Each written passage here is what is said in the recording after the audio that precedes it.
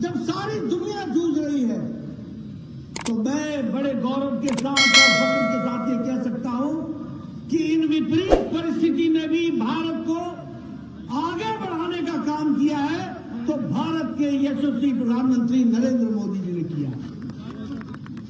और मैं फिर कहने के लिए नहीं कह रहा हूं, आप सब लोग यहां पर खड़े हैं, बैठे हैं, बड़े नजदीक नजदीक हैं, किसी ने भी चेहरे पर मास्क नहीं पहना है। हालांकि हिदायत दी गई है कि मास्क पहनो, पर आप नजदीक नजदीक खड़े हैं। यह इसलिए संभव हो पाया है कि भारत के यशस्वी प्रधानमंत्री ने 133 करोड़ की जनता को 220 करोड़ टीकाकरण करके डबल डोज देकर के आपको सुरक्षा कवच पहनाया है। आज चीन की हालत देख लीजिए, टेलीविजन पर आपको आए दिन दिख रहा है। अमेरिका में टीकाकरण पूरा नहीं हुआ है, यूरोप में टीकाकरण पूरा नहीं हुआ है, अभी भी वहां के देश टीकाकरण के विषय को लेकर के जूझ रहे हैं। लेकिन जब सारी दुनिया जूझ रही है तो मैं बड़े गौरव के साथ और फख्र के साथ ये कह सकता हूं कि इन विपरीत परिस्थिति में भी भारत को आगे बढ़ाने का काम किया है तो भारत के यशस्वी प्रधानमंत्री नरेंद्र मोदी जी ने किया। और मैं फिर कहने के लिए नहीं कह रहा हूं, आप सब लोग यहां पर खड़े हैं, बैठे हैं, बड़े नजदीक नजदीक हैं, किसी ने भी चेहरे पर मास्क नहीं पहना है। हालांकि हिदायत दी गई है कि मास्क पहनो, पर आप नजदीक नजदीक खड़े हैं। यह इसलिए संभव हो पाया है कि भारत के यशस्वी प्रधानमंत्री ने 133 करोड़ की जनता को 220 करोड़ टीकाकरण करके डबल डोज देकर के आपको सुरक्षा कवच पहनाया है। आज चीन की हालत देख लीजिए, टेलीविजन पर आपको आए दिन दिख रहा है। अमेरिका में टीकाकरण पूरा नहीं हुआ है, यूरोप में टीकाकरण पूरा नहीं हुआ है, अभी भी वहां के देश टीकाकरण के विषय को लेकर के जूझ रहे हैं। लेकिन यह हमारा देश है, मोदी जी के नेतृत्व में आज 220 करोड़ डबल डोज और बूस्टर डोज लेकर के तैयार है कोरोना से दो हाथ करने की। अगर मैं बात करूं तो एक समय था, मैं पूर्व में स्वास्थ्य मंत्री भी रहा हूं, इस देश में 25 साल लग गए टेटनस की दवा को आने में। इस देश में 28 साल लग गए ट्यूबरक्लोसिस की दवा को आने में।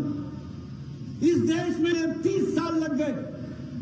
इस देश में 25 से 30 साल पल्स पोलियो के 2 बूंद को पहुंचने में लग गए। इस देश में 100 साल लग गए जापानी बुखार की दवा को पहुंचने में।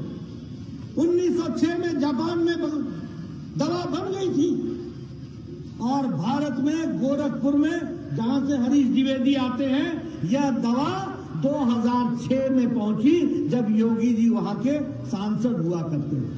100 साल, 100 इयर्स। लेकिन 2020 के जनवरी में कोरोना आया। 2020 के अप्रैल में मोदी जी ने टास्क फोर्स बैठाया और भारत सरकार की तरफ से साइंटिस्टों को प्रोत्साहित किया गया, कंपनियों को प्रोत्साहित किया गया और 9 महीने के अंदर एक नहीं 2 वैक्सीन बना करके भारत खड़ा हो गया। ये बात भी हमको याद रखनी चाहिए। और आज हम 100 देशों को वैक्सीन मैत्री में वैक्सीन दे चुके हैं। 48 देशों को हम मुफ्त दे चुके हैं। 1.5 करोड़ डोज हम मुफ्त दे चुके हैं। यह भारत का एक आत्मनिर्भर का परिचय है जिसको हमको समझना चाहिए। इसलिए विकास की अगर हम बात करें, देश को आत्मनिर्भर होने की बात करें, तो नए नए आयाम हम लोगों ने स्थापित किए। अभी ये यूक्रेन का युद्ध हुआ, कौन सा ऐसा देश है जो अपने नागरिकों को वापस लाया हो? कौन सा ऐसा देश है?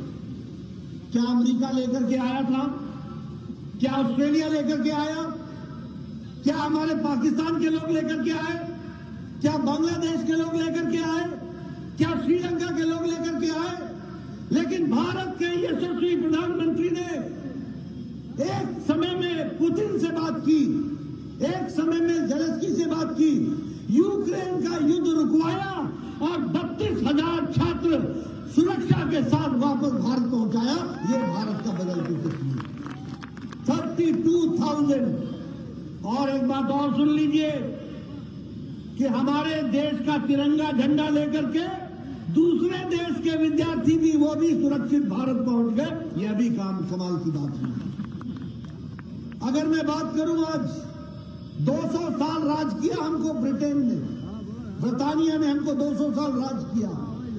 आज इस आर्थिक मंदी में भी भारत ने ब्रिटानिया को पछाड़ करके दुनिया की हम 5वें नंबर की अर्थव्यवस्था बन गए हैं। दुनिया के हम 5वें नंबर की अर्थव्यवस्था। मैं आपको बताना चाहता हूं, 8 साल पहले 92%, यहां रविशंकर जी बैठे, हमारे पूर्व आईटी मंत्री हैं, जब ये मंत्री बने थे तो 92%, 92% मोबाइल दुनिया से भारत को आता था। 92%। आज 97% भारत मैन्युफैक्चर कर रहा है मोबाइल और दुनिया को दे रहा है।